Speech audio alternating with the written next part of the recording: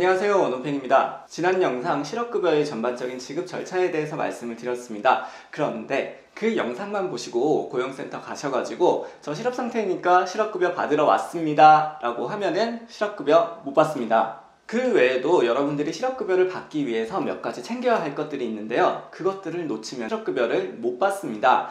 그래서 이번 영상 여러분들이 실업급여를 받기 위해서 어떤 것들을 챙겨야 하는지 그 핵심적인 것 3가지를 준비했으니까요, 이번 영상 끝까지 시청해 주시기 바랍니다. 그럼 시작합니다. 우선 고용보험 가입 기간을 확인해야 합니다. 회사를 그만두기 전까지 18개월간 고용보험 가입 기간이 180일 이상이 되어야 합니다. 고용보험 가입 기간이라고 하면은 어떤 분들은 저 그런 보험 가입한 적 없는데요? 라고 하시는 분들도 계세요. 우리가 생각하는 그런 실비보험, 자동차 보험과 같은 보험이 아니고요, 회사로부터 월급을 받고 일하시는 분이라면은 국가에서 당연히 강제적으로 가입하게 하는 고용보험입니다. 국민연금, 건강보험, 산재보험과 함께 4대 보험이라고 불리죠. 그래서 여러분들 급여 명세서 확인하시면은 그 공제 항목 중에서 고용보험료가 빠져나가고 있고요, 매월 급여 총액의 0.8%를 보험료로 내시고 계십니다. 그런데 이 가입 기간이 180일이라고 하는 것은 유급으로 처리되는 날을 기준으로 계산을 합니다. 그래서 여러분들이 한 달을 근무를 했다라고 해서 30일 또는 31일이 가입 기간이 되는 것이 아니고요, 주 5일 근무를 했었을 때는 월, 화, 수, 목, 금, 그리고 주휴일이 유급으로 부여가 되잖아요. 그래서 일요일까지 해서 6일이 카운트가 되는 거죠.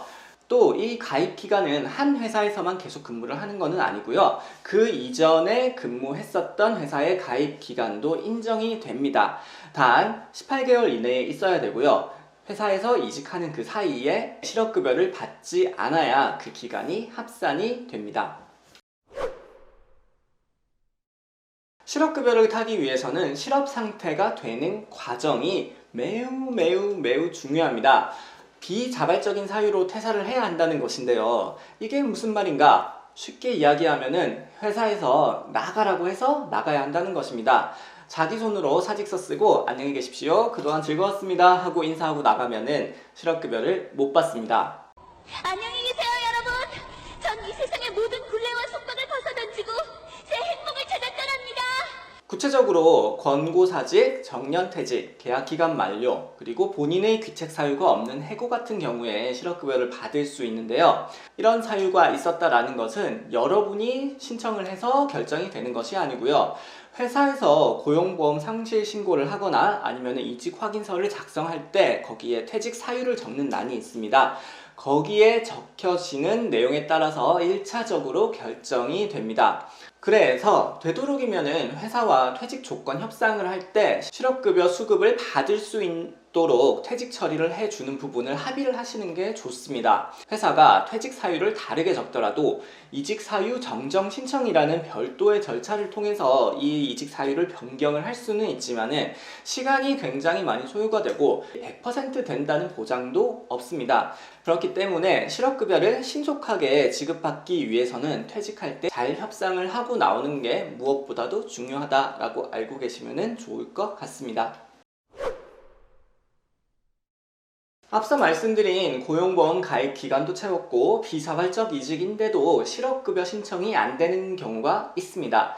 바로 이직 확인서라는 문서 때문입니다. 이직 확인서는 왜 여러분이 회사를 그만두게 되었는지 회사에서 작성해서 고용보험으로 제출하는 문서입니다. 실업급여를 받기 위해서 반드시 필요한 문서인데, 그런데 문제는 이직 확인서의 제출 기한이 퇴사일이 속한 달의 다음 달 15일까지입니다.